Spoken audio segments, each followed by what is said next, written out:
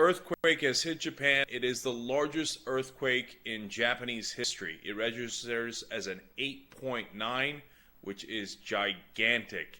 It has caused a tsunami, and the tsunami has devastated Japan.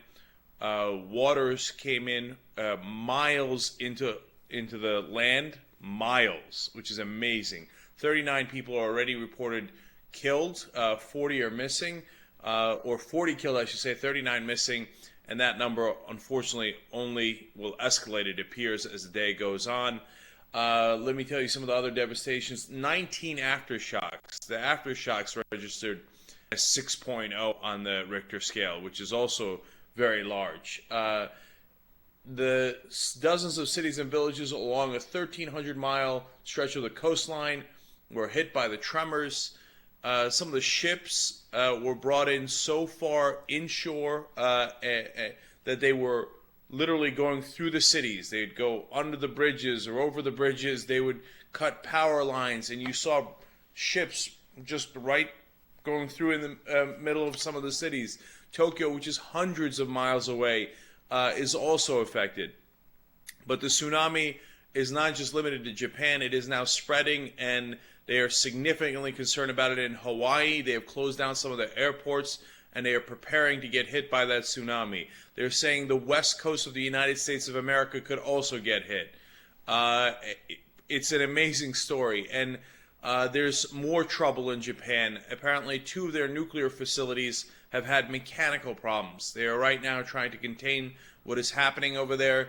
Of course, everybody's worried about leakage. So far, there aren't any reports of leakage from the nuclear facilities, but the fact that they had mechanical failure there is very, very worrisome. So we will, of course, have a lot more reports about this throughout the day and get a better sense of it, and we'll see if and how it hits Hawaii and the western United States, let alone, of course, all the other islands in between. But an 8.9 is gigantic. You can tell by the fact that it's the largest in Japanese history when Japan has had a lot of earthquakes. So we'll have to follow it. It is an amazing story, and you see the amazing pictures, and you will see the amazing videos soon throughout the day. We wish them well, obviously, and we hope that it is somehow contained. It has reached Hawaii. It's an amazing story. The tsunami traveled at 500 miles per hour across the Pacific Ocean, and 6-foot waves are now hitting Hawaii, which is amazing. And so now it appears, it's quite likely to hit the West Coast as well.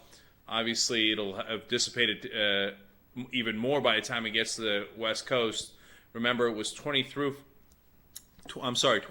feet waves that hit Japan, 6-foot waves that are hitting Hawaii, and it's headed west now. Jeez. And I was listening to a report in the morning, and some of the West Coast cities in the U.S. that have to be on watch for the tsunami include San Francisco and Portland. So it's super scary. I mean, it's amazing how fast those waves traveled. So I guess we'll give you guys more updates as the story progresses. The tsunami is, of course, as expected, bringing a much higher death toll than we said in the morning. Now, 200 to 300 bodies were found in northeastern coastal city of Sendai. 88 confirmed killed, 349 missing, and the news keeps getting worse and worse out of Japan. And as we told you in the last segment, Hawaii has now been hit by 6-foot waves as well from the tsunami, and it's traveling towards the West Coast as we speak. Jeez.